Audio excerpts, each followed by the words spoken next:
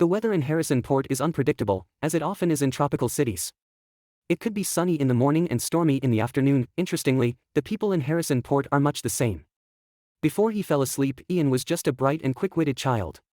When he woke up, he was a reincarnated soul who had reclaimed the memories of his past life. My head hurts so much. On the half-new, half-old, simple wooden bed, Ian opened his eyes. His blue eyes were scattered and confused, but soon focused on the moldy wooden beam in front of him. The July sun should have been bright, but it was blocked by thick curtains. The room was cramped and the air was foul. With every breath he took, a sharp pain shot through his skull, causing a ringing in his ears. The slightly salty air of the coast, mixed with the smell of decaying wood, filled his nostrils. This felt like being on a long-distance car ride for 4 hours while suffering from motion sickness, with a middle-aged woman drenched in cheap perfume and suffering from severe body odor, chattering non-stop next to you. The intense stimulation from deep within his brain and sensory nerves made him feel nauseous. Ian wanted to vomit, but there was nothing in his stomach, not even stomach acid. His dry lips and parched eyes were proof that he hadn't eaten or drunk anything for a long time. His weak limbs and torso indicated that his situation was critical, his body teetering on the edge, but he had to get up now. Food was not the issue. If he didn't replenish his water intake, his body would lose its ability to function. If no one helped him then, he would probably die. Ian struggled to get up from the bed. The thin wrists of the child made him feel very uncomfortable, and the pale, almost sickly skin deepened his unease. He keenly sensed that the pain in his head was not only due to dehydration-induced dizziness, but mostly due to an external injury. There was a bandage around his head, dried blood clots covered the wound, and the dull throbbing sensation originated from there. Fascinating. Was I kidnapped and hit with a club? Just waking up and a little confused about the situation, Ian muttered to himself, that's unlikely. With this efficiency, they might as well hack auxiliary engineering AI. He was an aerospace engineer at the Vacuum Propulsion Research Center of East Asia Heavy Industries, responsible for the maintenance and repair of the third lunar development rocket in East Asia. In other words, he was just a ship's handyman. With the help of auxiliary maintenance AI, he usually didn't need to actually maintain the ship. His importance was even lower than that of a water dispenser. He often joked with his colleagues that he was just there to make up the numbers, but going into space was a dream for Ian, who had been curious since childhood and yearned for the stars and the sea. Being a water dispenser was fine, who cared? While conducting routine checks on the nozzle, Ian was wondering if he had a chance to work at the 7th Space Machinery Industry Department on Mars after further training at the lunar base. They were building the first light-speed spaceship in human history there, and if he could be involved, it would be a dream come true. Then he woke up here. No, I've been reincarnated. I just didn't remember until now. He raised his hand and gently touched the area around the wound on his head. After confirming that the wound was not festering, Ian couldn't help but frown. The child's brain cannot bear my memories, they can only gradually recover as he grows older, in the form of dreams and inspirations. It wasn't until I got hit on the head that I remembered everything. Sitting on the edge of the bed, he closed his eyes and carefully reviewed the memories flowing in his mind. His birth, a father he never met, lost to a maritime disaster, a kind and hardworking mother who died early from disease, a young brother and a cold, heartless stepfather who abandoned his wife and child, a horrifying and hateful uncle who was like a devil, and finally, the blow to the head from his uncle that reminded him of everything, a pain that was etched into his memory. Then came a sigh. 8 years, it's all like a dream. Ian opened his eyes. In the darkness, his crystal blue eyes shone like precious gems. The boy whispered calmly, but I have woken up. For reincarnated souls, the hardest part is actually accepting the memories of the past. The experiences of 2 lifetimes are like a raging torrent, and a child's frail brain simply cannot bear it. But perhaps due to the exceptional talent of Ian's body in this life, his brain at the age of 8 could bear the lives of his 2 existences. At most, his head hurt a bit from the wound. That blow was quite forceful. Ian's head was still a bit groggy, obviously a mild concussion. Terra Continent, Empire, Harrison Port. People of the white, psychic power, natives and immigrants. Interesting. Is this an alternate world or an alien planet? I guess it's an alternate world. Calmly assessing his current situation, extracting keywords from his memory, Ian let out a deep breath and then started to laugh. An orphan in an alternate world, with an abusive, half-mad uncle. It's like starting in hell. Doesn't matter, there are problems to be solved one after another, that's what makes it interesting. With a smile, trouble arose. His cracked lips were pulled, causing a pang of pain that made Ian frown. He got out of bed, controlling his weak body to slowly move forward in the narrow and dim room. Relying on his memory, Ian found the water bucket next to the stone trough by the window. After gulping down the water, he felt his thoughts become more agile. At this moment, it was morning. Most people were at work, including his uncle who probably wouldn't return until the evening. Ian pulled back the curtain. The light outside was bright, and there was no one walking at the street corner. The surrounding buildings were built of gray-white stones, rough and sturdy. The walls were covered with white vines and ivy leaves. The rocks under the leaves had been weathered over the years by the sea breeze, full of cracks, showing signs of age. Looking down the road, he could clearly see a blue sea in the distance. The fishing boats were coming and going, presenting a classic coastal port town scene. The view is really nice. Ian withdrew his gaze from the window. He lowered his head and saw his own reflection in the water, surprised at his appearance. But I look even better. From the outside, Ian was quite good-looking. Even with a blackened bandage wrapped around his head, he could still be considered handsome. His white hair and blue eyes made him look young, but his future good looks were already evident. That's already pretty good. Most adjusters don't reach this level. Used to seeing handsome men and beautiful women, Ian nodded in satisfaction. His appearance in this life was certainly clean and cute, and even in his previous life where gene modification was common, he could be considered quite good-looking.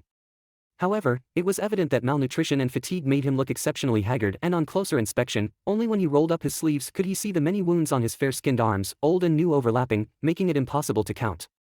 My uncle really doesn't hold back. I'm just a child under 10. Ian frowned slightly. He turned his head and pulled open his collar to see a bruise on his neck. He remembered his uncle grabbing his neck and throwing him on the ground. This brutal beating was simply because Ian hadn't cleaned the house before his uncle came home. No one can clean it up. This damn house is starting to rot. Unless it's torn down and rebuilt, there will always be that smell of decay. He grumbled in his mind. His hair was a bit long, covering the scar. Ian gathered his hair back, feeling the coolness on his neck and clearly seeing the size of this bruise.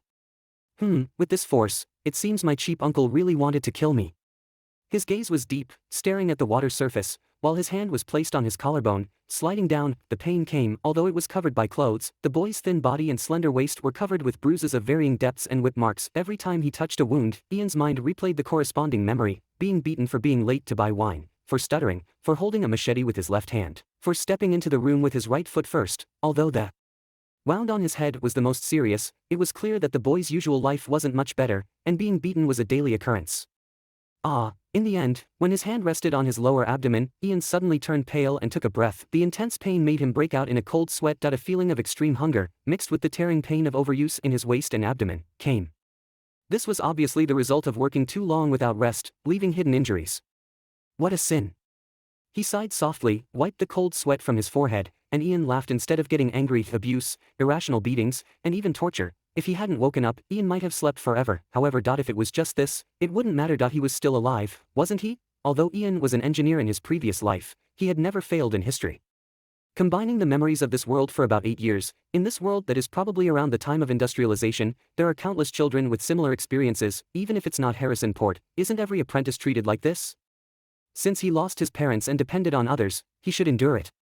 At least his uncle gave him a meal, the child laborers who entered factories in the pre-industrial era, God knows how many could survive. The clan rules of the white people that value blood relatives really helped a lot. If his uncle wasn't a madman, the two brothers could really grow up safely. The biggest problem is his own cheap uncle. He is really a scum child. Ian may not understand it, but according to his memory, Ian can confirm that the limping man is a local underground line person, or a tool person being manipulated, who is fond of taking a substance extracted from black mushrooms native to the Bison Mountains. Everyone knows about this naturally addictive chemical substance. Those who are addicted are insane and can't be treated as humans, but as beasts. Therefore, every month there are a few days when his uncle, who is fond of finding reasons to beat him, will stay in his room to enjoy the mushroom, enjoying the life of being drunk and dreaming. That was one of the few times when Ian could rest. In the past, in order to take mushrooms, the man didn't save any money and often needed to borrow money from Ian's parents. And after Ian's parents passed away for some reason, because of the blood relationship and the white people's custom of blood is important, he had to adopt the two brothers. This not only wasted his time, but also wasted his little money to buy black mushroom extracts to enjoy. The clan was watching, and he couldn't shake off this responsibility. Plus some personal reasons, so this man always violently abused Ian and his brother, venting his resentment. Who can stand this? Remembering this, Ian couldn't help but complain. Before he regained his memory, the child Ian couldn't stand this kind of beating without any reason. He was afraid of his own death. The boy even secretly hid a taller silver coin in the corner of the wall, planning to escape when he had the chance. Although it was a bit naive, it was also a choice and courage. If it were the current Ian, he would probably do something similar, just more perfect. Only a fool would want to live under the same roof with this madman. But the real highlight is not these. As he pondered, Ian recalled some more important fragments from his memory. Good guy. Frowning, Ian couldn't help but straighten up. He looked at the room on the other side. That was his 2-year-old brother's room. Even if he was abused, Ian could just laugh it off. A person who would abuse a child was so low quality, what else could he do? He could only obey him, because he had late-stage cancer. If he wasn't in a hurry, he could gather evidence and report it to the elders of the clan or the city guards. If the situation was urgent, he could run away. After all, his uncle needed to take mushrooms, and there would always be time for him to prepare. He wasn't really a child. With 2 lifetimes of experience, it was just a child abuser.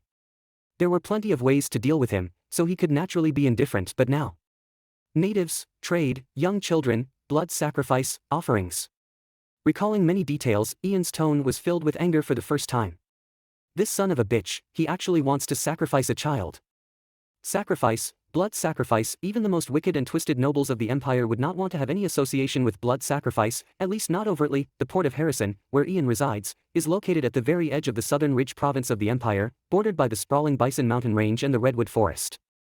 Apart from imperial migrants, there are numerous indigenous villages residing within the Redwood Forest and along the coast. These indigenous people mostly believe in primitive totems and spiritual entities, or certain natural phenomena. Beyond this, there are those who worship wise magical beasts, and even tribes that are bizarre and evil in nature. Regardless of who these indigenous tribes worship, they are all accustomed to human and blood sacrifices, and even cannibalism under special circumstances. Although rumored to be very hospitable, their settlements deep in the Bison Mountains make it unknown why they are so hospitable, so migrants rarely venture into the forest to interact with them. Who knows if one is a guest or the one being hospitably entertained? And yet, Ian's uncle has made connections with these people, or more accurately, has been ensnared by the black mushroom extract they provide, becoming their informant on the docks. Although the uncle thinks he is being very secretive, Ian, even before his memory awakening, was clever enough to remember his strange behaviors and peculiarly dressed strangers. And the images that emerged in his mind, the indigenous people who interacted with his uncle were short, similar to children, and their exposed skin was covered with intricate totemic tattoos. Just by recalling the patterns containing strange powers made Ian feel dizzy and nauseous, and the obsidian dagger at their waist was even more terrifying, soaked with the scent of blood. By deducing the key words in his memory, Ian made a fairly accurate guess about his uncle's dealings with these dangerous indigenous people. It's a pure sacrifice, he affirmed. Although the white people are not exactly a rare minority, their bloodline is indeed special, belonging to a race that is closer to spiritual power, and the spirituality of children is pure and unadulterated, naturally making them the best sacrifices. Presumably, the indigenous tribes who want to sacrifice to their gods recently could not find suitable offerings, so they made a deal with Ian's uncle. Phew. Scum, pure scum. Letting out a long sigh, Ian, who had returned from his memories, suppressed his anger. He began to think rationally. From that scumbag's perspective, I am already 8 years old, capable of doing some housework and odd jobs. A little older, I can go to the dock to load and unload goods, which makes me a labor force. Which means, there's still room for exploitation. But my brother, a 2-year-old child, is just a loss. He can't work, he's always noisy, and for a scumbag who's lost his mind due to black mushroom addiction, even throwing him away would be considered a gain, let alone selling him to others. It's an easy thought process. As for how miserable the fate of the sacrifice is, that scumbag clearly doesn't care. He deserves to die. Ian's bottom line has always been very low. He can even understand the mental journey of serious criminals through empathetic thinking, which almost caused him to fail the ship's political examination in his previous life and was regarded as an abnormal thinker. But this matter is too much, and it really aroused his anger. However, compared to anger, thinking of his brother made Ian's heart sink a little. Everyone knows how noisy a child less than 2 years old can be. There's no noise in the room, which is obviously abnormal. Ian turned his head to look at the door. Could it be that his brother had already been sent away and killed, not to mention that he is his own brother in this life, the kind that he personally sang lullabies to sleep? Just a strange child less than 2 years old, encountering such a thing, is also enough to make people angry. If my brother has really been sent away, it only proves that the scumbag has gone mad to the extreme, and my situation is extremely bad. He could attack me at any time, and all the previous guesses have to be abandoned. Ian's eyes were heavy, and he frowned and murmured, even if I'm a fool, I'll definitely notice if my brother suddenly disappears. It can't be hidden for long. And he's so addicted to mushrooms that he can't use reason to judge his actions. This is the most terrifying thing about a madman. They can do anything, and it's impossible to predict. Brutality is not a big deal. The unpredictable madness and cruelty are what make people fear. Originally, Ian planned to endure his cheap uncle's violence for a few more days, figure out the surrounding situation, and then make plans. But if the mushroom-addicted scumbag really has something to do with the indigenous blood sacrifice, then he has to start thinking about it now and immediately start an escape plan. Goodbye, I can't stay in this house for a second longer. After complaining, Ian immediately got up and walked towards the corner of the kitchen, where the boy had hidden his escape money. Although he may be a bit of a procrastinator, he should act immediately when his life is at stake. But when Ian moved the pile of wood chips and firewood in the corner of the kitchen, got his face full of dust but didn't see his saved silver coins, his face changed slightly. Damn, Ian stared at the dust and moss in the corner and murmured, he found out. How could he have remembered the location wrong? The current Ian reads his past memories as clearly as reading a book. He is 100% sure that he hid the money here, and the only reason for the disappearance of the hidden silver coins is one that his cheap uncle has noticed his intention to hide money and run away, and it was recent. No wonder that scumbag has been getting heavier and heavier recently. The body seems to instinctively produce panic, fearing the imminent beating, but Ian cursed in his heart, so it's the escape plan that leaked. That despicable man, maybe he's just waiting to see my despair and confusion when I find out the silver coins are gone, and take pleasure in it.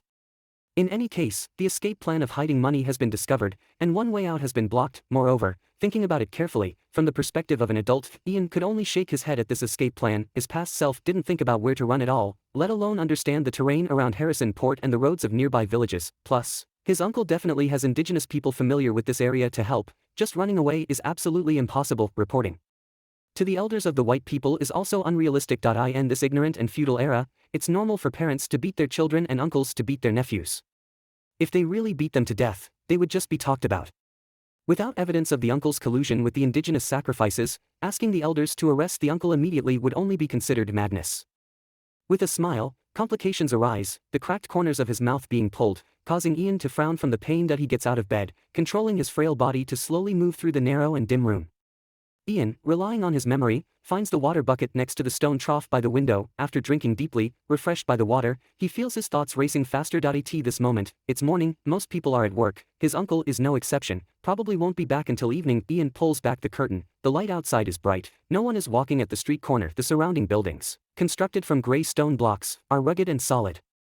The walls are covered with white ivy and Boston ivy leaves, and the rocks beneath the leaves have been weathered over the years by sea winds, full of cracks and signs of age. Following the road, one can clearly see a stretch of blue sea in the distance, fishing boats coming and going, presenting a classical coastal port town scene. The view is really nice. Ian withdraws his gaze from the window, he lowers his head, and sees his reflection in the water, surprise in his tone, but I look even better. From the outside, Ian, even with a blackened bandage around his head, is quite good-looking, even surpassing gender expectations. The boy with white hair and blue eyes is still quite young, but one can already see his future handsome and delicate features. That's pretty good, most adjusters don't have this level. Accustomed to seeing handsome men and beautiful women, Ian can't help but nod. His appearance in this life is certainly clean and cute, and in the context of his previous life where everyone had gene modifications, he is considered quite high-end. But his obvious malnutrition and fatigue make him look extremely haggard, and upon closer inspection, when rolling up his sleeves, one can see many injuries on the boy's fair-skinned arm, both new and old, too many to count. My uncle really doesn't hold back, I'm just a child under 10. Ian frowns slightly, he turns his head, pulls open his collar, and sees a bruise on his neck. The memory of his uncle grabbing his neck and throwing him to the ground floats in his mind, and this brutal beating was only because Ian didn't clean the house before his uncle came home. No one could possibly clean it. This broken house is starting to rot. Unless it's demolished and rebuilt, there will always be that stench. While complaining in his mind, the boy's hair is a bit long, covering the scars. Ian pushes his hair back, feeling his neck finally cool down, and he can clearly see the size of this bruise. This force, my cheap uncle really wanted to kill me at that time.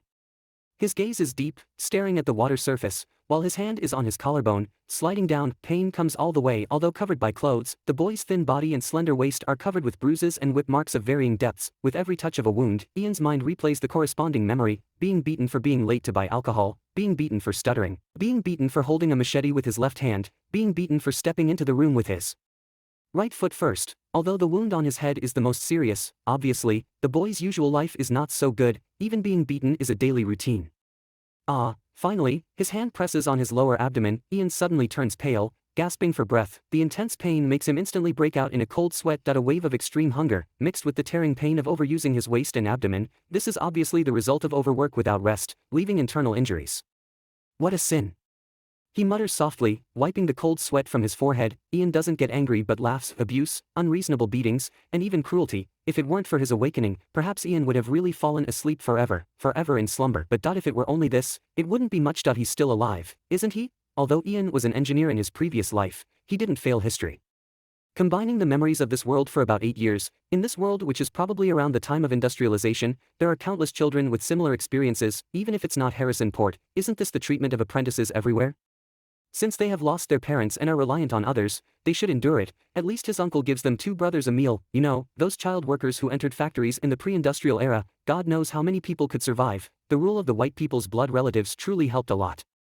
If it weren't for the fact that their uncle was crazy, the two brothers could really grow up safely. The biggest problem is still their cheap uncle. He's really a scumbag. Child Ian may not understand, but according to his memory, Ian can confirm that the lame man is a local underground line person, or a tool person who is manipulated, who is fond of inhaling a black mushroom extract native to the Bison Mountains. Everyone knows this naturally addictive chemical substance. Those who are addicted are like madmen. They can't be treated as humans, they are beasts. Therefore, there are always a few days each month when his uncle, who is fond of finding trouble to beat him, will hide in his room to inhale mushrooms, enjoying the dreamlike state. That was one of the few times when past Ian could breathe and rest at in the past. In order to inhale mushrooms, the man never had any money left, and often had to borrow money from Ian's parents. And after Ian's parents died for some reason, because of the kinship and the white people's custom of blood relatives are important, he had to adopt the two brothers. This not only wasted his time, but also wasted his scarce money to buy black mushroom extract to enjoy. The tribespeople were watching. He couldn't shake off this responsibility, plus some personal reasons, so this man was always angrily violent towards the Ian brothers, venting this resentment. Who can stand this? Recalling this, Ian couldn't help but complain. Before he regained his memory, Ian, who was still a child, could not stand this kind of beating without reason at all, and was afraid of his own death. The boy even secretly hid a taller silver coin in the corner of the wall, planning to escape when he got the chance. Although it's a bit naive, it's also a choice and a courage. If it were the current Ian, he would probably make a similar move, just more complete. Only a fool would want to live under the same roof with this madman. But the real highlight is not these. As he pondered, Ian recalled some more important fragments from his memory. Well. With a furrowed brow, Ian couldn't help but straighten up. He looked towards the room on the other side, that is the room of his 2-year-old brother. Even if he was abused, Ian could just laugh it off. A person who would stoop so low as to abuse a child, what else could he do?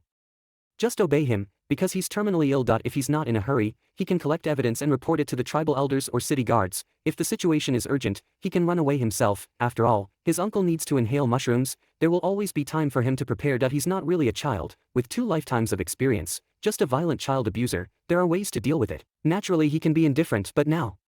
Natives, trade, young children, blood sacrifice, offerings. Recalling various details, Ian, his tone filled with anger for the first time, this son of a bitch, he actually wants to sacrifice a child.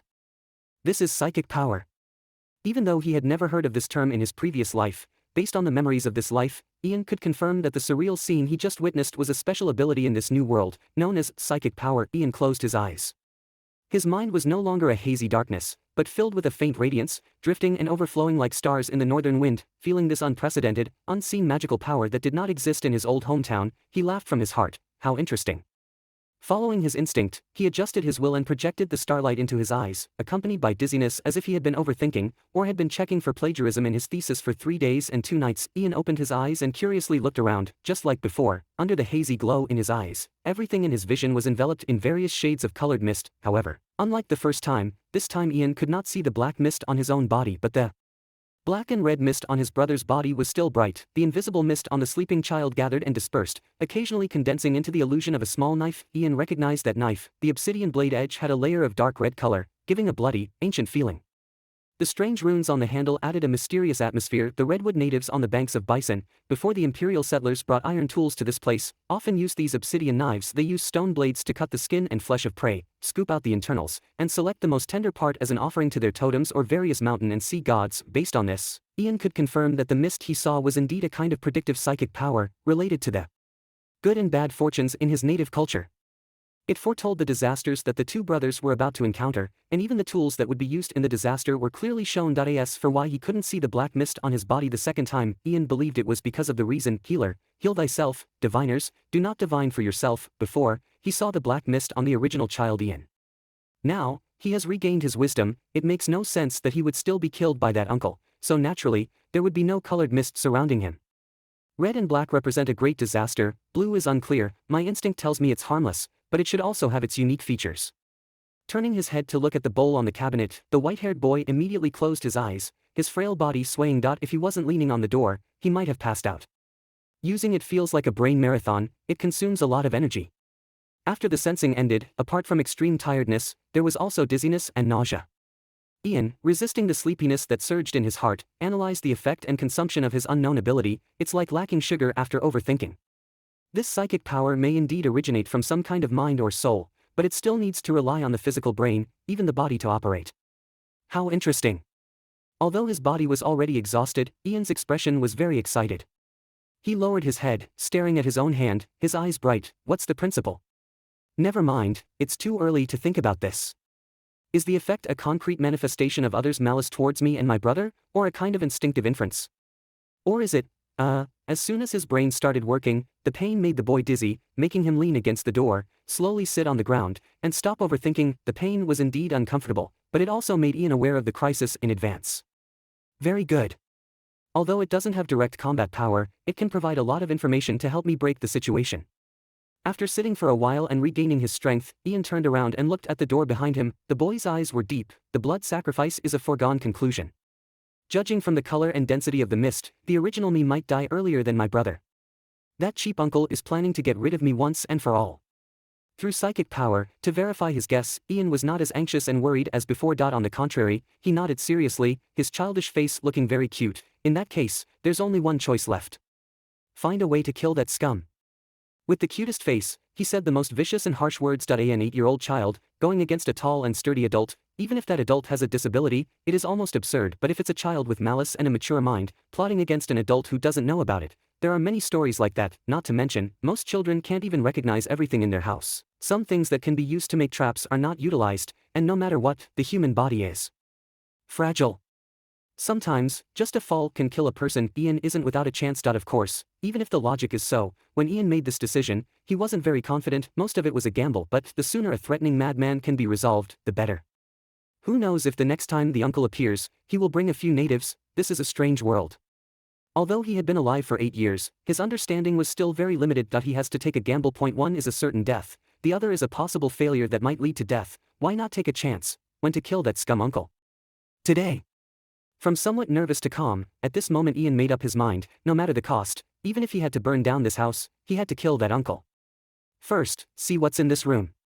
Since he decided to kill that cheap uncle, Ian started to prepare and look for tools in the room that he could use. Ordinary small knives, meat knives, are meaningless. According to Ian's memory, the strength of children in this world is much greater than that of humans of the same age in his previous life. They can carry axes to chop wood. Adults are naturally the same. Ian has memories of fishermen easily carrying a huge fish, almost as big as himself, into the city to show off their catch. This is very abnormal. Humans in the previous life had basically undergone genetic optimization, very robust, but the humans in this world are even more outrageous. By proportionate calculation, the strong men here don't need to be modified. They could probably fight bears and kill wild boars with one punch. Ian does have a chance. Of course, even if the logic is so, when Ian made this decision, he didn't have much confidence. Most of it was a gamble, but the sooner a threatening madman can be resolved, the better.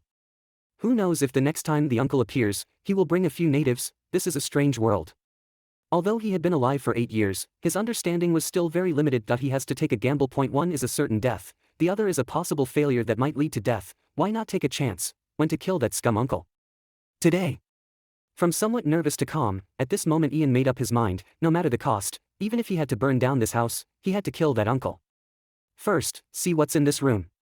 Since he decided to kill that cheap uncle, Ian started to prepare and look for tools in the room that he could use. Ordinary small knives, meat knives, are meaningless. According to Ian's memory, the strength of children in this world is much greater than that of humans of the same age in his previous life. They can carry axes to chop wood. Adults are naturally the same. Ian has memories of fishermen easily carrying a huge fish, almost as big as himself, into the city to show off their catch. This is very abnormal. Humans in the previous life had basically undergone genetic optimization, very robust, but the humans in this world are even more outrageous. By proportionate calculation, the strong men here don't need to be modified. They could probably fight bears and kill wild boars with one punch. Of course, it's the Earth version of the beast. Is everyone in this world genetically modified? Ian had never seen the beasts of this world, which were probably quite outrageous. He frowned and thought, maybe psychic abilities can also strengthen the body? In any case, we can't calculate based on human data alone. Otherworldly realms are interesting, but unfortunately they're too dangerous. In short, it's completely impossible for an 8-year-old child to assassinate an adult with a knife. A dung fork would be more normal. At least a piercing wound hitting a vital spot is lethal to an ordinary person, plus there's chemical and biological damage. But Ian was also worried. After all, in a world with psychic powers, it's unknown whether a wound like an internal organ piercing can really kill an adult male. That guy probably doesn't have this ability, otherwise he wouldn't be obscure, only capable of bullying children. After searching inside the house for a while, stirring up a lot of dust, Ian indeed found the tools he was looking for.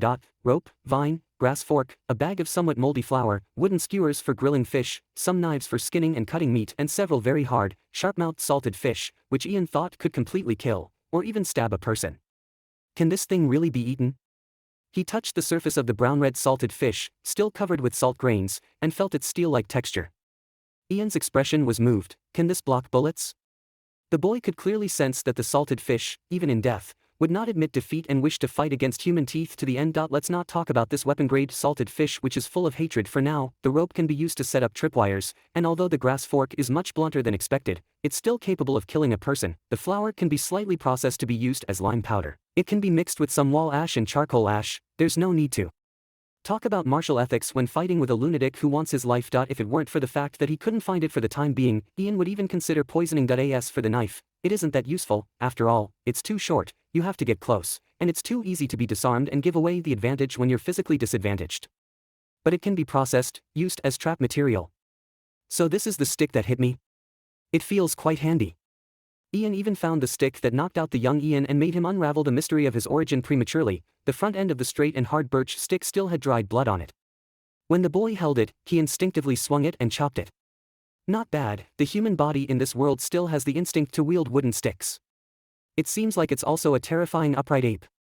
Ian laughed. The human instinct to use wooden sticks is imprinted in our genes, although it can't be completely confirmed. The humans on the Terra continent should have also gone through a long period of wood and stone tools, not much different from Earth humans. The pity is that this wooden stick isn't very useful. A child swinging it can at most harm the flowers and plants by the roadside. It's a bit lacking when used to hit people. Collecting materials along the way, he returned to the room of his younger brother and himself. Ian also noticed the porridge bowl placed on the cabinet. I remember, in the whole room, only 3 places were glowing. Naturally, my brother and I don't need to mention the remaining porridge bowl, surrounded by a blue mist. Black and red represent danger and misfortune. What does light blue represent? Ian doesn't know. So he walked over, got closer and took a look. The porridge bowl was probably left there by Uncle in the morning after feeding his younger brother. There was a little bit of light yellow wheat porridge left at the bottom, which was much better than the yellow rice porridge Uncle usually cooked for himself and Ian, made with wheat mixed with bran. The bowl itself was certainly not the point. It was just a wooden bowl. What was important was what was in it. Leftovers? This shouldn't be. Let's not talk about Elon, his appetite couldn't possibly be this small. And Uncle's stinginess wouldn't allow for waste. If the child couldn't finish, wouldn't he? Elon was the name of his younger brother, given by their mother during her pregnancy. It meant warrior. Their stepfather who abandoned his wife and children was a powerful mercenary from Canaan Moor, a sublimator with half-elf blood. Their mother hoped that her child could inherit his power. Whether he was a good warrior or not, Ian didn't know. But his little brother could really eat. He always ate as much as was given to him and would never leave anything behind. A bit puzzled, Ian picked up the bowl, brought it closer to inspect it, then furrowed his brows. What is this smell? There was a strange floral scent mixed in with the smell of wheat. It was very warm, somewhat like the smell of osmanthus but even stronger. This scent triggered Ian's memories. For a moment, he remembered the streets of his hometown in the afternoon. The soft light spilled onto the earth from the edge of the sky. The flower trees on both sides of the street were shrouded in a hazy glow. He could see the dust floating up and down in the glow of the setting sun. The fragrance of osmanthus was warm and calming, making him want to fall asleep peacefully. Just as his eyes were about to close and he was about to fall to the ground in sleep, Ian suddenly lifted his left hand and bit hard into his left thumb. Although his teeth were soft, it wasn't hard to break the skin if he really set his mind to it. The pain of biting his own finger stimulated his nerves and woke him up, cold sweat instantly covering his forehead. Nepalese flowers refined sleeping powder. The powerful anesthetic used by native hunters. Ian clenched his fist, staring at the porridge bowl before him, and at the white-haired infant on the bed next to him, who had been sleeping soundly all this time and had not been awakened by Ian's actions. His lips still tasted of his own blood. The taste of blood woke Ian up, but also filled him with shock and disbelief. That son of a bitch Orson, actually feeding this stuff to a child? He doesn't deserve to be a human. No wonder Elon was always quiet and well-behaved, not like a normal 2-year-old at all. Of course, what child could cry and fuss after being drugged? Or rather, would a child really grow up after being fed this stuff? Only by feeding him this drug could Elon be offered as a sacrifice to the natives without crying or making a fuss. After his anger, there was silence. Holding the porridge bowl, Ian frowned and stood in silence, thinking. Although his anger towards his uncle Orson was uncontrollable, but to be honest, he was also very curious. In this world, there was actually such a small amount of residual floral scent that could make people fall asleep quickly. Although there were drugs that could have this effect in his previous life, there were none that were purely natural. Is it magic? Or is it actually a psychic plant? Ian still remembered that his old classmates at the Biological Science Institute always said that every life was a very unique and detailed carbon-based factory with a high processing precision, capable of producing many complex compounds that were difficult to mass-produce even with modern biotechnology. But to get them to produce this kind of fast-acting sleeping pill would be impossible in a short period of time, the real biological factory, enough to start. The next technological revolution was not the breakthrough direction for Earth humans. This sleeping powder was definitely a rare resource, something that the hunters on the mountain wanted. If it wasn't for Uncle's collusion with the natives, acting as a middleman and risking his life, he wouldn't have been able to get it. That's right. Relaxing his brows, Ian also figured it out, not to mention letting Elon be sacrificed quietly, just saying that after taking in the extract of black mushrooms, you need to fall asleep quickly for it to work. This stuff is for Orson's own use. And he doesn't want to take care of Elon, and doesn't want his brother to waste his time making money, so he simply makes the annoying kid sleep. Wait, for his own use, yes. Speaking to himself at this moment, Ian's eyes suddenly brightened. There must be spare sleeping powder in the house.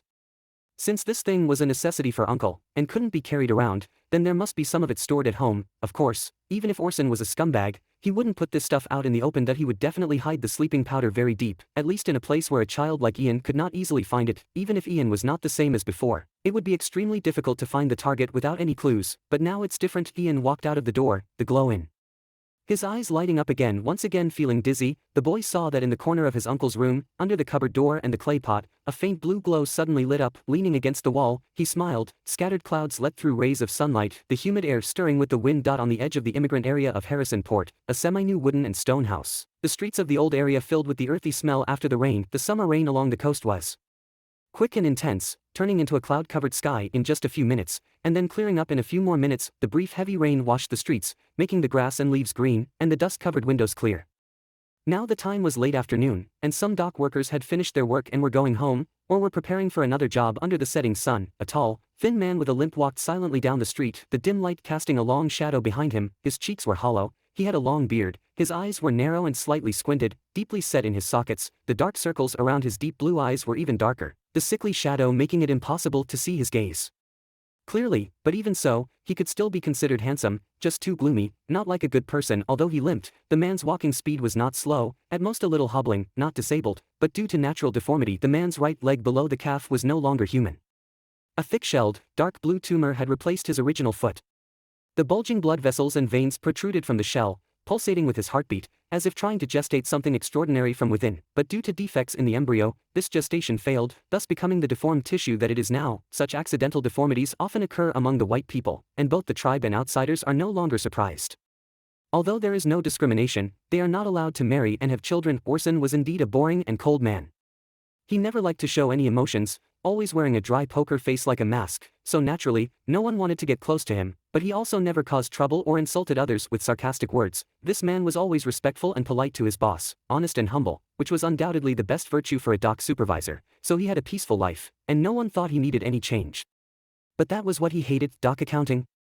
If it weren't for his deformity, if his family hadn't been banished to the frontier far from the capital, if he had psychic talent, if, no matter what, he shouldn't have been like this. He deserved a better life. Thinking about this, a dark anger rose in his heart, a hatred and resentment that could not be dispelled even by the most pleasant dreams induced by black mushrooms. He just wanted to vent now. Thinking about this, he looked up at his house. He squinted and saw a small white figure at the window, looking at him. A white-haired boy with his head bandaged was standing at the window, carefully looking out at the street. The boy had white hair and blue eyes, and was clean and cute, but the wound on his head was still bleeding slowly, the unhealed wound staining the white bandage a dark red. He clearly saw his uncle, so he exclaimed and retreated behind the window, like a frightened little animal. Watching this, Orson lowered his head and laughed quietly. He felt a sick sense of accomplishment at this moment. Someone feared him, someone was afraid of him, someone was terrified of his thoughts. This was the only time he felt as if he were alive. His nephew, he was already looking forward to going home, not saying a word, just standing in front of him, waiting for him to admit his mistake in fear. Whether it was the silver coins hidden in the kitchen corner, the unclean toilet, or the firewood that wasn't chopped up yesterday, there were reasons everywhere. The boy would certainly admit his mistake, and he wouldn't say anything, he wouldn't forgive anything, because mistakes should be punished. He can't be beaten to death, he can be sold for money. The organs of underage children, those people in the woods will also pay a high price for them. He can't be beaten to death. Mumbling a few words, in a good mood, even his steps were a bit faster, the gloomy man, satisfied, laughed and opened his front door. He saw Ian standing at the entrance of the house, anxiously waiting for his arrival. Very good. Orson closed the door behind him. He was about to say something, but suddenly something was thrown in his face, his vision was instantly blurred, and the choking dust with a strong and familiar fragrance covered his mouth and nose. Cough, cough.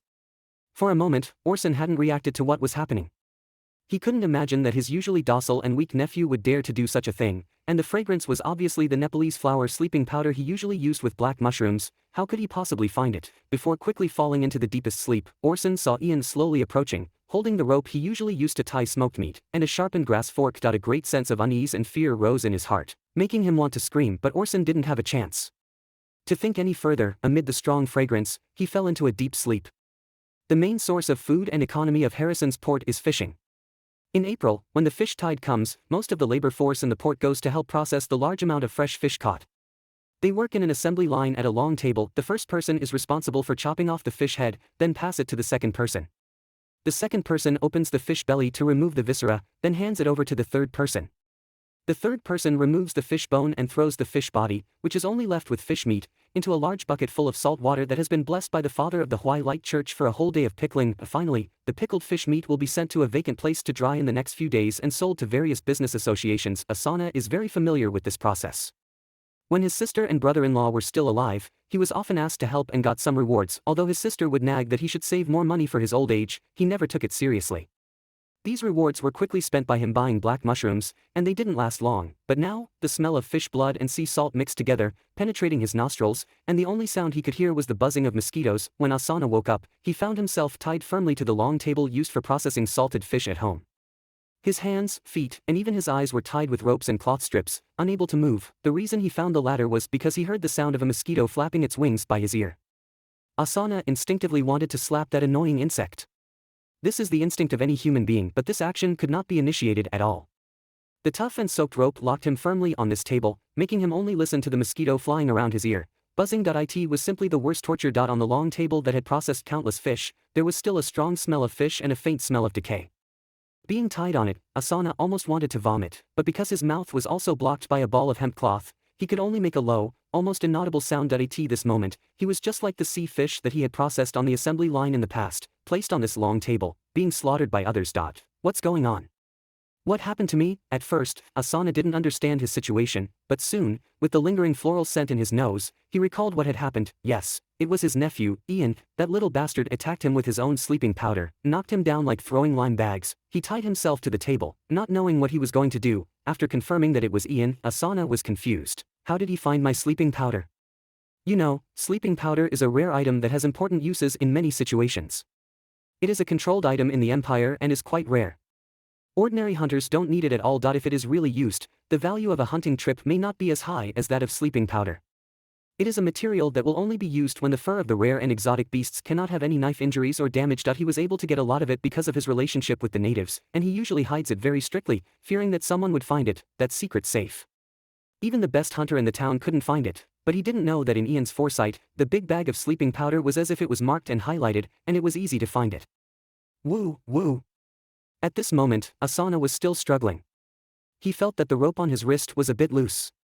After all, he knew that the rope in his home was an old thing that had been used for 7 or 8 years. Rather, he had always been taking some second-hand things from his sister, which was Ian's mother, and never bought them himself. And after Ian's family declined, Asana, who couldn't get wool, never updated these infrequently used small things.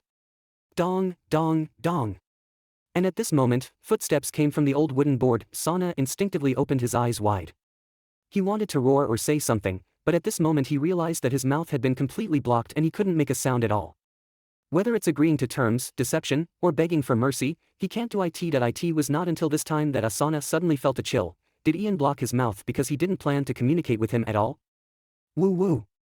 Asana immediately struggled violently, moving up and down. He wriggled his body like a worm, and the man tried his best to break free from the ropes on his wrists.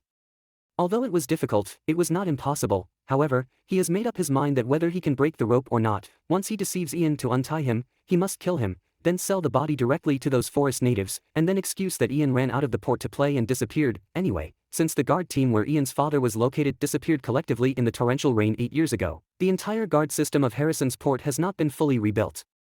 The collapsed city wall has not been repaired, and only the towers in each district are intact, but the towers are for internal use only, not for external use. In this situation, it's not strange for children to sneak out. No matter how much you forbid it, there will always be people running out, just like himself. If not so, he would not have been able to hook up with the natives outside the city. Bang, bang, bang, and at this moment, footsteps came from the old wooden board. Asana instinctively opened his eyes wide. He wanted to roar or say something, but at this moment he realized that his mouth had been completely blocked and he couldn't make a sound at all. Whether it's agreeing to terms, deception, or begging for mercy, he can't do it. It was not until this time that Asana suddenly felt a chill. Did Ian block his mouth because he didn't plan to communicate with him at all? Woo woo. Asana immediately struggled violently, moving up and down. He wriggled his body like a worm, and the man tried his best to break free from the ropes on his wrists. Although it was difficult, it was not impossible. However, he has made up his mind that whether he can break the rope or not, once he deceives Ian to untie him, he must kill him, then sell the body directly to those forest natives, and then excuse that Ian ran out of the port to play and disappeared. Anyway, since the guard team where Ian's father was located disappeared collectively in the torrential rain 8 years ago, the entire guard system of Harrison's port has not been fully rebuilt. The collapsed city wall has not been repaired, and only the towers in each district are intact, but the towers are for internal use only, not for external use. In this situation, it's not strange for children to sneak out. No matter how much you forbid it, there will always be people running out, just like himself. If not so, he would not have been able to hook up with the natives outside the city. Thump, thump, thump. At this moment, footsteps resounded on the old wooden planks. Asana instinctively opened his eyes wide. He initially wanted to yell or say something, but at this moment he realized that his mouth had been entirely gagged, and he couldn't make a sound at all. Whether it's agreeing to terms, deception, or begging for mercy, he was incapable of doing so. It wasn't until this moment that Asana suddenly felt a chill. Did Ian gag his mouth because he had no intention of communicating with him at all? Woo woo. Asana immediately began to struggle violently, moving up and down. He squirmed his body like a worm, the man trying his best to break free from the ropes on his wrists. Although it was challenging, it was not impossible. However, he had made up his mind. Whether he could break the rope or not, once he deceived Ian into untying him, he must kill him, then sell the body directly to those forest natives, and then excuse that Ian ran out of the port to play and disappeared. Anyway, since the guard team where Ian's father was located disappeared collectively in the torrential rain 8 years ago, the entire guard system of Harrison's port has not been fully rebuilt. The collapsed city wall has not been repaired, and only the towers in each district are intact, but the towers are for internal use only, not for external use. In this situation, it's not strange for children to sneak out. No matter how much you forbid it, there will always be people running out, just like himself. If not so, he would not have been able to hook up with the natives outside the city. Then, he felt a sharp pain radiating from the center of his palm. Thud. Thud. Thud. The dull sound of a hammer hitting a nail echoed, piercing through flesh and sinking deep into the wooden table, nailing his already bound but still rebellious hands in place. Ugh. Osena's eyes widened. If it weren't for the cotton stuffed in his mouth, the intense pain might have made him bite off his own tongue. Even so, his breathing became erratic, and he fainted for a brief moment. When he woke up again, what he heard was a sound that filled him with even more terror, the sound of a knife being sharpened. Click, click, click, the fish-splitting knife was being honed. For a moment, Osena's mind was filled with images of fish heads being neatly chopped off and the fish being gutted. Instantly, he was scared to the point of wetting himself. Sigh. Only then could Osena hear a youthful sigh. You shouldn't have woken up, uncle. It would have been better if you had drifted away in a daze. Just a sigh, but the sound of the knife sharpening continued. However, breaking the silence seemed to open Ian's floodgates. I really didn't expect you to be so easily dealt with, so there's plenty of time, no need to worry. While sharpening the knife, the boy cheerfully, yet somewhat apprehensively and sentimentally said, to be honest, I was extremely nervous before tying you up. It was too fortunate, too lucky, 1,000 times smoother than I imagined. No matter how detailed the preparations are, the success rate is never 100%, and a minor mistake would cost me my life. I was prepared for the possibility that you might not inhale the sleeping powder, so I specifically modified the corridor and set up a wooden trap. A wooden trap? Despite the intense pain in his palm and his body trembling with fear, Osena couldn't help but picture the scene in his home corridor. Indeed, there was a rotted wooden board in the middle of the hallway that had been soaked in water, with a mud pit underneath. Because of his leg disability, he would surely fall hard if he tripped. He had planned to ask Ian to fix it at some point, and if he couldn't, to beat him for fun. Besides, in the kitchen, I also laid a tripwire, which is more than enough to deal with you.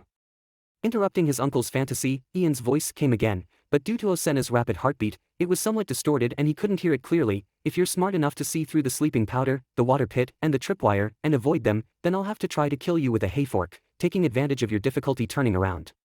I was a bit worried that the skin of adults in this world might be too tough, so I sharpened it a bit. A hayfork. Osena remembered that when he was a child, some of his relatives living in the capital told a few jokes about transcenders, including a story about a witch hunter who was killed by a few farmers with a hayfork, although it was just a joke, and the witch hunter wasn't simply killed by a hayfork, it was enough to show how powerless human flesh and blood could be against a hayfork, actually, even if all the preparations failed to kill you. I prepared a way to die together. Finally, the boy said quietly, "Do you smell the algae oil lamp?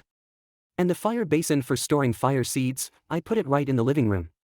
If you really avoid all the traps and the hayfork can't kill you, I'll burn this house down and die with you." With that, the sound of Ian sharpening the knife stopped. The boy stood up. Ugh. Ugh. Indeed, he could smell the sea-scented algae oil, and the heat from the fire basin came along with it. Endless fear instantly engulfed Osena's heart, and he suddenly realized his fate. A nephew who had prepared so many plans to kill him, even at the cost of his own life, how could he possibly give him a chance to escape, a chance to survive? He said so much, just to test his reaction, to confirm whether he had accomplices, whether he had any backup plans. He had already decided that even if he died, there wouldn't be much trouble, so, the man began to struggle violently, the wooden table creaking as if he wanted to say something that I'm still useful. I know a lot of things. Why the natives are rushing to blood sacrifice, why the defense force of Harrison Port has been weak recently, why there have been fewer and fewer merchant convoys coming, why the Viscount has been unhappy recently, the storm 8 years ago. He really knew a lot, but it was of no use. You're scared, aren't you? Be scared. The boy's voice, filled with light laughter, grew closer, even carrying a hint of soft consolation. Don't worry, uncle. I won't give you any chance to cry for help. You don't need to say a word of your secrets, I won't listen, I can dig them out myself. Even though his eyes were covered, Osena seemed to see a pair of indifferent blue eyes, calmly staring at his body, like a butcher looking at a pig, or a scholar looking at his research subject. The aqua-colored eyes sparkled in the darkness, followed by the rise of the blade. I won't show you any mercy. Thud, thud, the sound of steel tearing through flesh. In the dimly lit room, the light from the phosphorescent oil lamp outlined the interior. The white-haired boy was panting with exhaustion. On the long table wrapped in oil canvas, not much blood was flowing. This was because the fatal wound on the corpse wasn't large. The victim had been sedated with sleep powder before death, which constricted the blood vessels. Fortunately, the calming effect of the sleep powder prevented Osena from struggling and screaming before his death. Otherwise, he might have broken free, alerting the neighbors. That would have been a disaster, but now, Osena was dead. No one could survive after their throat had been cut and they had been suffocated for more than 10 minutes. At least, Osena couldn't. The body can't stay here, but I'll deal with that later. Staring at the corpse, Ian shook his head, deciding not to concern himself with how twisted Osena's expression was at the time of his death. A scumbag monster deserved a scumbag monster's end rather than caring about a pedophile who had long deserved to die. He thought it would be better to ponder the nature of his abilities. At this moment, Ian had some understanding of the effect of the psychic ability he had named Foresight Vision. When he activated Foresight Vision, it would consume some physical strength, and blood would rush to his head. At the same time, everything in his vision would be shrouded in fog of various colors. Ordinary objects like tables, chairs, and ropes were engulfed in white, gray, or even translucent fog, which didn't hinder vision and could easily be ignored. But if blue appeared in his vision, it meant that there was something extraordinary in that area, something with a peculiar effect. Blue represented extraordinary items. In simple terms, it denoted rarity. The Nepalese sleep powder was one, and so far the only one. The effects of the sleep powder were clear. It could quickly put those without resistance to sleep for a while. Even if someone like Osena, who often took it, developed resistance, he would wake up earlier, but he still had to sleep. This was the effect of Foresight Vision in detecting extraordinary objects. As for the future, whether there would be levels like very rare, extraordinary rarity, unparalleled rarity, and legendary, that would depend on his luck in the future and whether he could encounter such rare items. It's not hard. Ian expanded his thoughts, carefully pondering. The area around Harrison Port has many unexplored places, still leaving many rare herbs and resources in the jungle and mountains. This is why there are still many herbalists in the port. The Nepalese sleep flower and the black mushroom that his uncle used to take were such special herbs and resources. Just gathering a little bit could be sold to the city hall and the merchant guild for a good amount of money, but he didn't need to rely on experience and luck like those old herbalists. Ian only needed to occasionally open his eyes and use Foresight Vision to discover a lot of wealth. And not just that, this was just part of the Foresight Vision ability. If he had to find a metaphor, Ian felt that his psychic ability was related to aura reading. After all, this psychic ability could not only detect the rarity of an object itself, but also observe the future. Predicting the future was the core of this psychic ability. With a thought, Ian went to the room where his younger brother was. Because Elon had eaten the porridge laced with sleep powder, he had been sleeping soundly until now and would probably wake up later. Ian activated his Foresight Vision, glanced at Elon while enduring the palpitations, and thought to himself, as expected. The black and red death aura has disappeared, leaving only a faint blood-colored swirl. This means there is still danger, but it is no longer a fatal crisis. The death of his uncle Osenna had eliminated the crisis for Ian and Elon, but things were far from over. First of all, Osenna's death, or disappearance, would sooner or later be discovered by the people of Harrison Port and the White Tribe, although not many people would suspect an 8-year-old child. Ian could easily blame Osenna's disappearance on his unauthorized venture into the redwood forest to trade black mushrooms with the natives. After all, there were many hunters who had disappeared in the forest, let alone a cripple. The tribesmen who vaguely knew about this wouldn't probe too much, but this wasn't safe. After all, Ian and Elon were still children, and Osenna was their last blood relative. Without the protection of a blood relative, they could only become someone else's adopted son or apprentice in this rural area. The best outcome would be to be sent to the Church of Huiguang to be an assistant to the priest, but they might not even be accepted. You should know that in Harrison Port, the southernmost city on the continent, the priests of the Church of Huiguang occasionally had to work in the fields and go fishing. No one wanted to take care of children. This was a long-term crisis, and the short-term one was the natives. Osenna's death didn't mean that the trade he planned to make was over. The natives who desperately needed a pure sacrifice had infiltrated the port before. They knew Osenna's address very well, and it was no big deal for them to forcibly take the Ian brothers away. I understand that in most legends and stories, prophecy and divination can't predict their own future. Ian stretched out his hand, pinched his brother's little chubby face, and murmured to himself thoughtfully, but I can see Elon's fate. Elon is just over a year old, I am his older brother, our fates are intertwined. If I die, he can't survive. Conversely, any crisis that can harm my younger brother, even if it's not that terrifying to me, definitely needs to be taken seriously. Thinking of this, Ian's eyes gradually brightened, and he had figured it out. So, as long as I observe Elon's future fate and see his good or bad luck, I can indirectly see my own future luck. Ian excitedly pinched Elon's face. The little white-haired child's face felt good. I can't see my own, but I can see my brother's. We are brothers. If you die, I die. The white-haired child in the blanket was still babbling in his sleep, completely unaware that he had been used by his brother as a tool to predict the future, a human comparator. Of course, it was not just that. The reason Ian was determined to protect Elon was not just because of the abilities. In the final analysis, Elon was his only surviving relative in this world. His mother was frail and died not long after giving birth to Elon due to the excessive labor of taking care of 2 children alone after his stepfather left. It had always been Ian who told stories and sang lullabies to Elon, and Elon was also closest to his older brother. Elon had a quarter elf blood, plus the mixed blood of the White Tribe. In theory, the potential to awaken psychic abilities was great, but in fact, it was not. This was also the reason why the half-elf stepfather from Canaan Moore left directly. The white-haired child's ears were pointed and indeed cute. Looking at Elon's sleeping face, the boy exhaled a sigh, slightly calming down. Ian reached out, bent down, and pinched his brother's ear. The hint of ferocity in his eyes due to killing Osenna also dissipated. The boy looked gently at his brother. Even if you really become stupid, I will take care of you until you grow up. After all, you are my only relative in this world. But in order to better deal with the crises in this unknown world, I must make good use of every detail of my abilities to find a glimmer of life in this harsh start.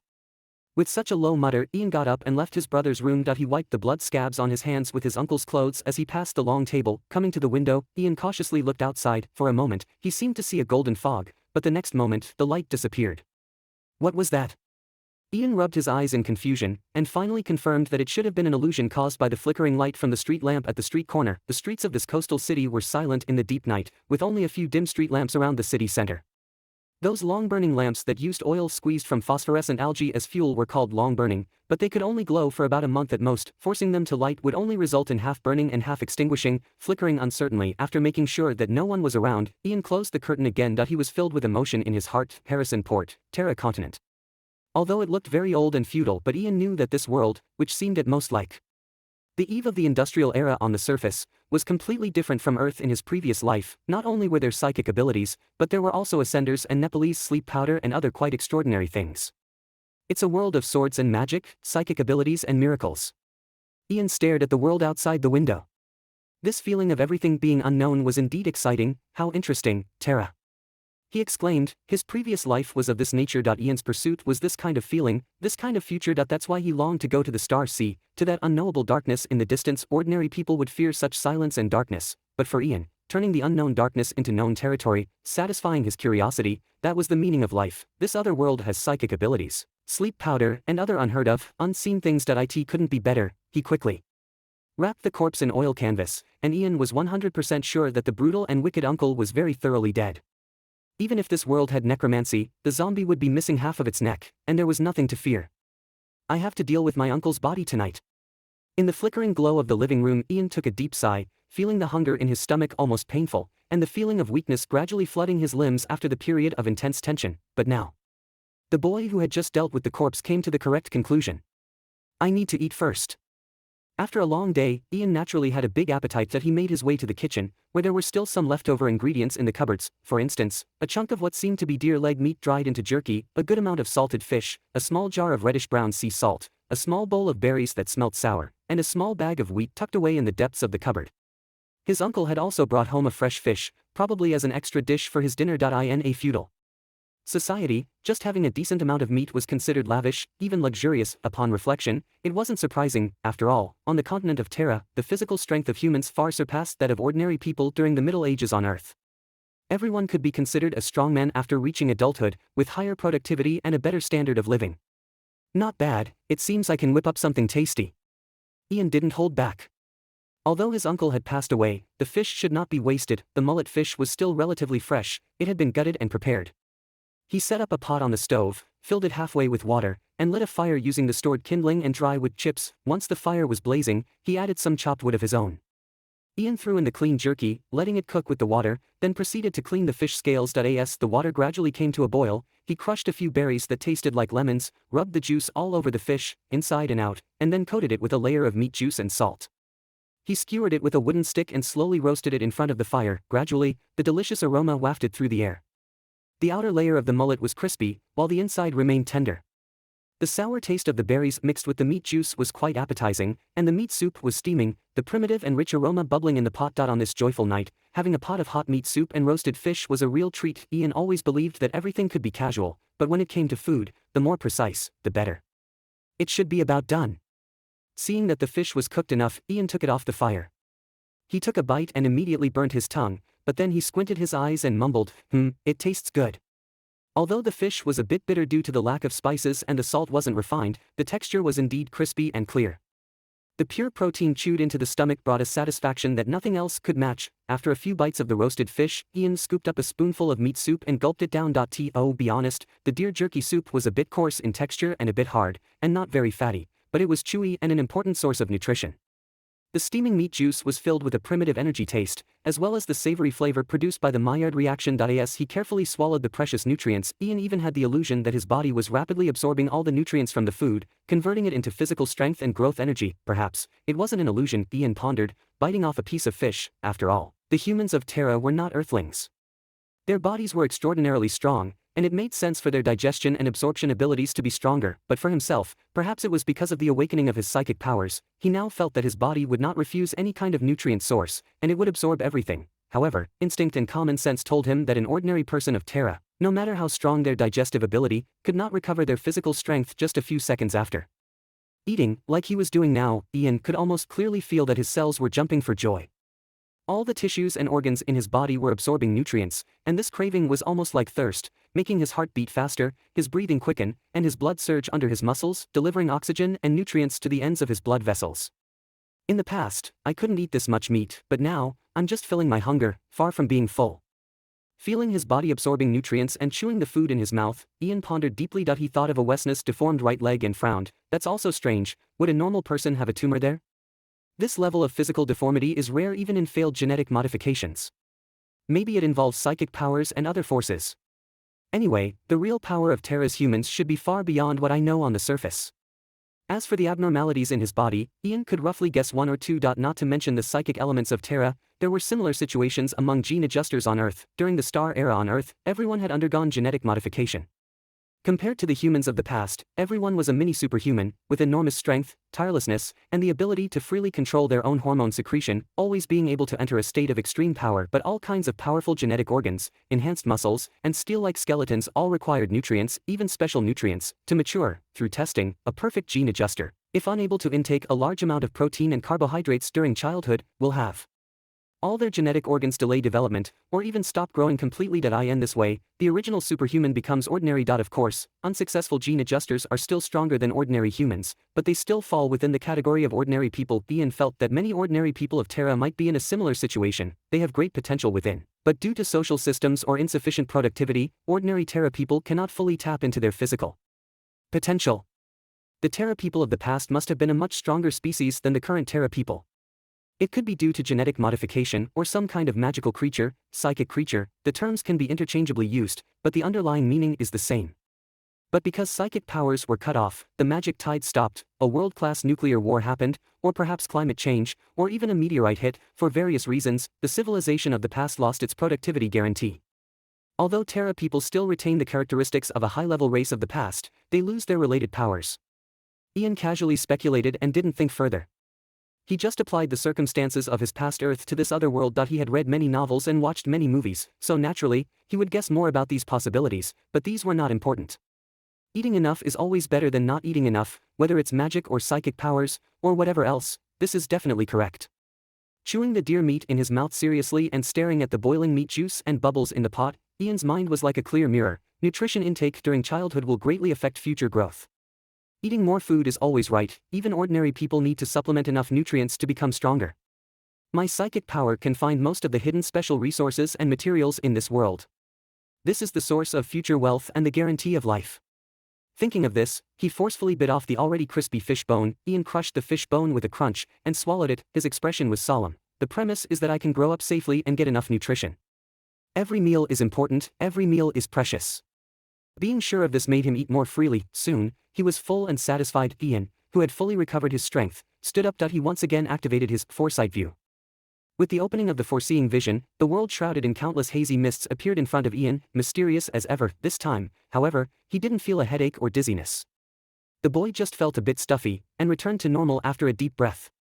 Indeed, psychic power is not just a simple ability that exists on the soul. It also requires physical strength. Only a sound body and a sound mind can support a strong psychic power.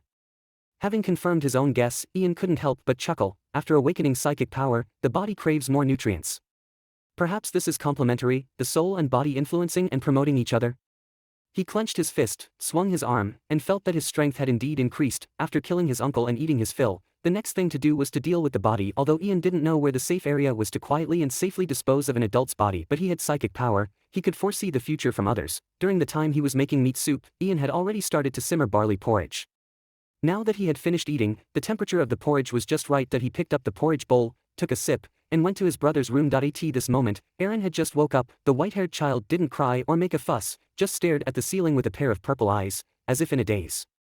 I still feel that I was too lenient on that scumbag Osena.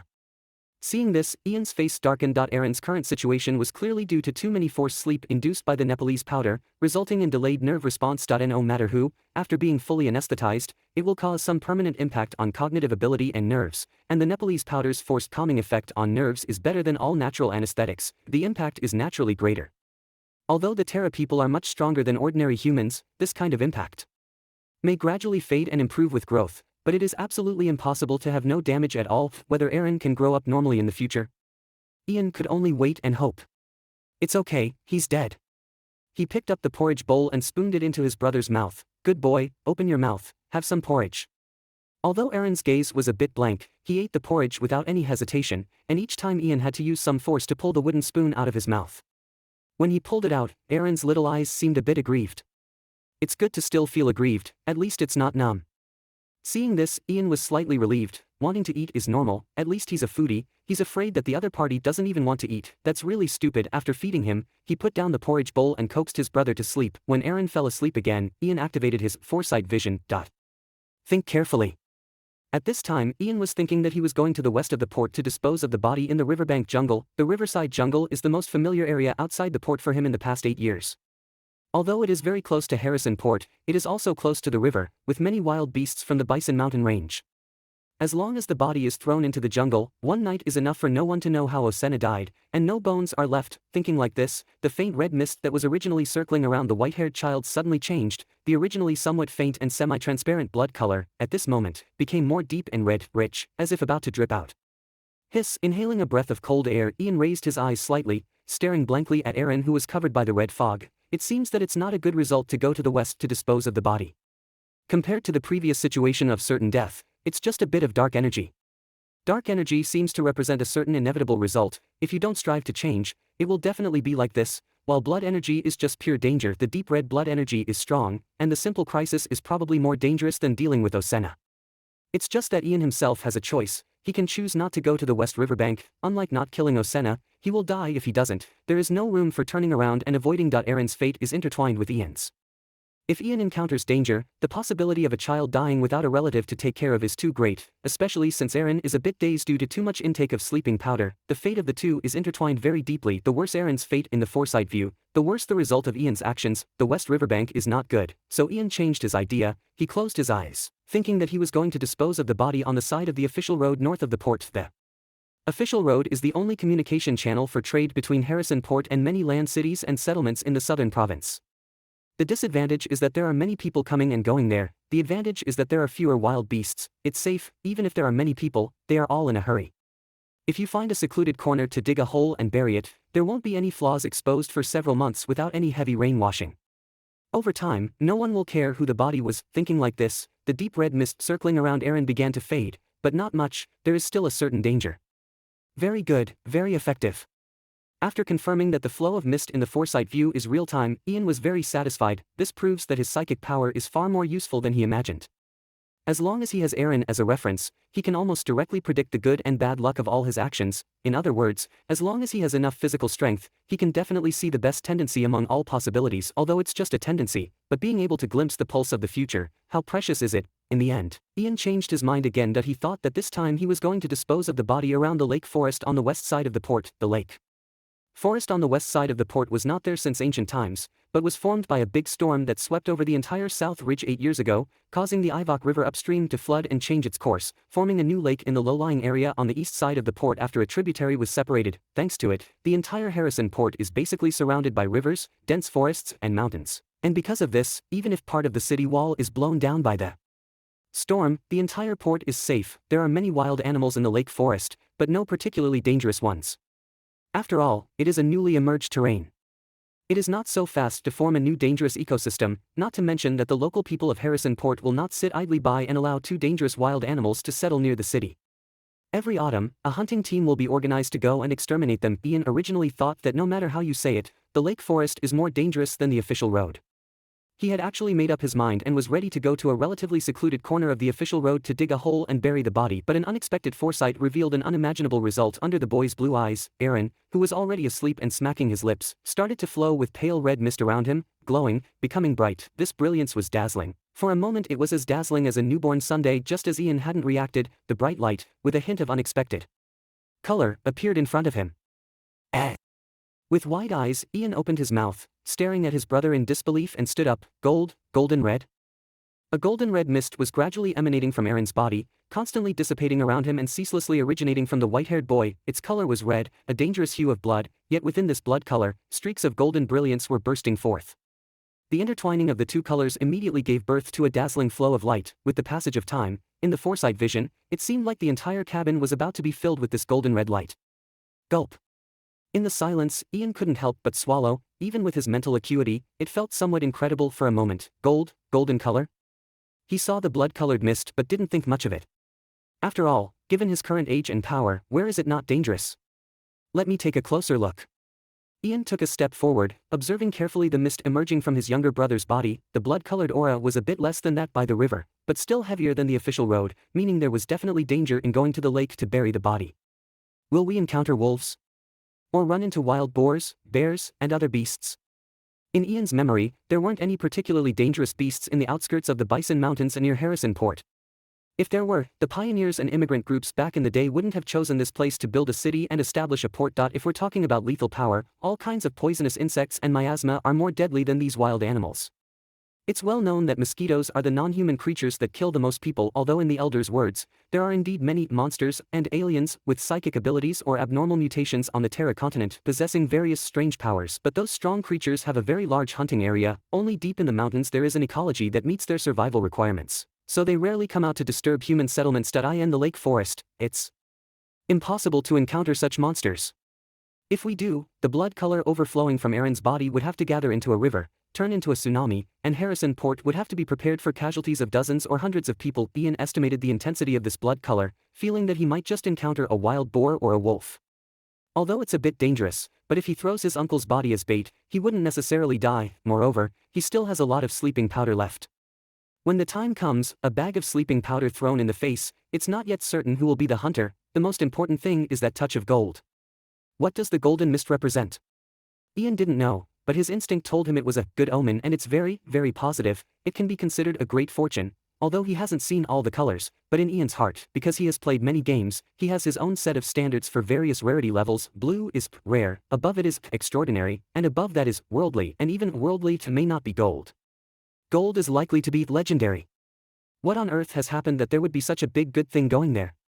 Can I rely on my psychic ability? Ian couldn't help but look up. Looking in the direction of the lake forest, he murmured, a treasure that is precious and can be called a legend, or an opportunity. Fortune and misfortune depend on each other, I naturally understand, but soon, he shook his head, made up his mind, forget it, if I don't go, it's really unreasonable.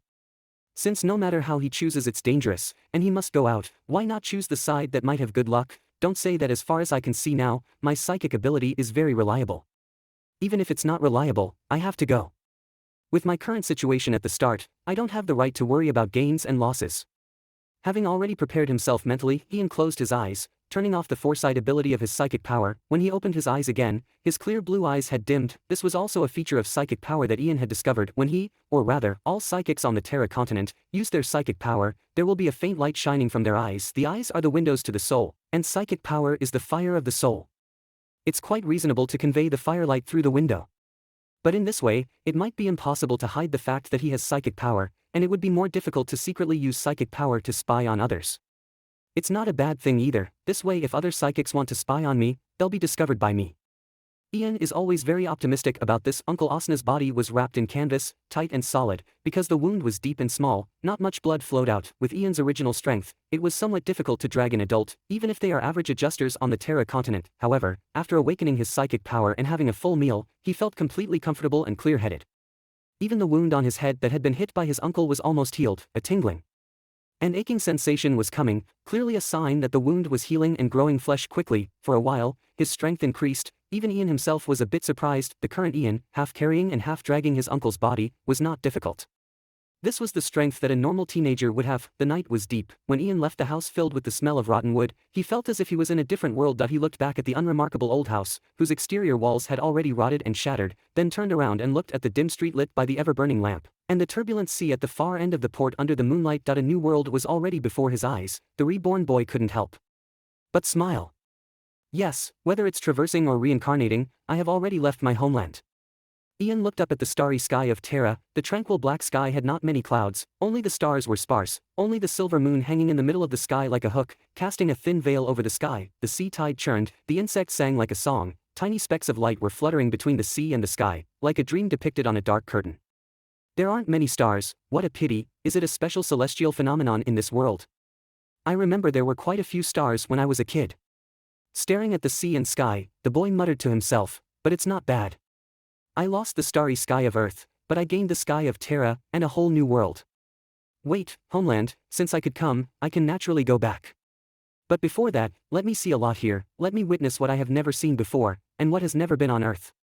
In the quiet town at night, the young boy, full of anticipation, dragging the corpse, walked towards the lake forest with some difficulty, and a touch of golden mist followed closely behind the boy, with a bit of curiosity and the same expectation. The lakeside forest is not dim in the deep of night. The moonlight that penetrates through the trunks and broad-leaved branches is mysterious and cold, sparsely leaking from the dense canopy, embellishing the black humus with silver-white light spots. The white-haired boy is dragging a body wrapped in oil sailcloth, walking deep into this lake forest off the main path. The heavy body sinks into the rotten leaves and soft soil, requiring a forceful drag to slowly move forward, leaving a rather evident trail. The primeval jungle is really outrageous. The tropical jungle by the sea is incredibly humid at night. Ian's thin linen clothes, mixed with sweat and water vapor, stick tightly to the skin, making it extremely uncomfortable. He also has to be careful of the dark green moss under his feet. This wet and slippery substance covers every part of the jungle, whether it's tree roots, rocks, or rotten wood. If he steps on it carelessly, he will fall. Ian has to stop and rest after dragging the body for a while. He wipes the sweat from his forehead with his sleeve, gasping for breath, and can't help but complain, these rotten leaves are at least a foot deep. I suspect I don't even need to dig a hole, just cover the body under the leaves. He says this, but Ian still brought a shovel. He doesn't plan to save this bit of energy. Ian is well aware that the traces left by dragging Orsana's body are hard to conceal, but the changes in the lake forest are rapid. In a few days, everything will return to its original state. He is not worried that the dragging marks will be discovered. Even if they are discovered, it is probably assumed to be the work of a mad wild boar. At first, Ian thought about carrying the body, but not to mention that carrying it consumes more physical strength. Because of the pressure, carrying the body, he would sink into the overly soft ground and rotten leaves of the lake forest. Each step he took was like walking in the snow. However, what is amazing is that even if Ian has to rest for a while after walking, he has not yet felt that fatigue of inability to act. On the contrary, the more he exercises, the more he feels that there is an endless stream of physical strength being released from his body, spreading into his limbs. Ian touched his lower abdomen, as if he was thinking. The roasted fish and venison he had eaten before seemed to have become a source of strength, a warm current flowing from his abdomen, making him only need to stop and rest for a few breaths, and his whole body was full of energy again. And as he exhausted his physical strength time and time again, and waited for his energy to recover, Ian noticed that even his sleepiness had disappeared, his whole person was refreshed, and his mind was even more alert. Without a doubt, this is the result of the abnormal digestive power and physical conversion efficiency the food he ate quickly provided him with a lot of physical strength, and it was on this basis that he had enough strength to reach the depths of the lake forest. But I'll be hungry soon. Feeling the physical strength surging from his body, Ian knew the price of this extraordinary energy very clearly. He couldn't help but worry about the future. How much food is left at home? I'm afraid it won't last a few meals. In the future, if I want to ensure my normal growth and development, I will definitely need more food. Fortunately, this is a coastal port, and there are many rivers and lakes nearby, so fishing and catching fish are not difficult. But even so, finding a sufficiently abundant source of food is a big problem for Ian. After all, he can't always go to the fish market to buy fish, right? Ian's destination for this trip is the edge of one of the small lakes in the depths of the lake forest. One of the reasons is that it is remote and rarely visited by people, but the most important thing is that Ian needs a lot of water to complete a very important task for him. For this, he even brought a lot of tools in a bag that used to hold wheat. Even though it was inconvenient to move, he insisted on doing so. Of course, even though the journey was hard and tiring, Ian never let down his guard. This is also the reason why he was able to notice the unusual breathing sound coming from behind the bushes not far away in the first place. A dark shadow lurks in the canopy of a broad-leaved tree on one side. It is extremely concealed and moves silently, not even disturbing a single leaf. If it weren't for Ian's awakened spiritual power, his senses would have become more acute, and he had noticed the slight movement of the moonlight not far away. He wouldn't have been able to discover that shadow without hesitation. Ian took a step back. He reached out to grab the grass fork behind him, knowing that he would encounter danger in the lake forest. How could he not bring a weapon? Knowing that it had been discovered, the shadow no longer concealed itself. It pounced directly from the tree, bringing a gust of wind mixed with a foul smell. Ian heard a low roar, and without thinking, he pushed Orsana's body forward, aiming at the black shadow. The shadow naturally didn't want to be hit by the body of an adult man, so it cleverly stepped on it in midair, stepping on the body and jumping away. It landed steadily on one side, but lost the advantage of a surprise attack from above, so it glared at Ian fiercely, holding the grass fork tightly in his hand. The boy looked closely and saw a large mouth full of yellow-white sharp teeth, and a long tongue dripping with thick, bloody saliva. A forest leopard. These creatures have a big difference between males and females.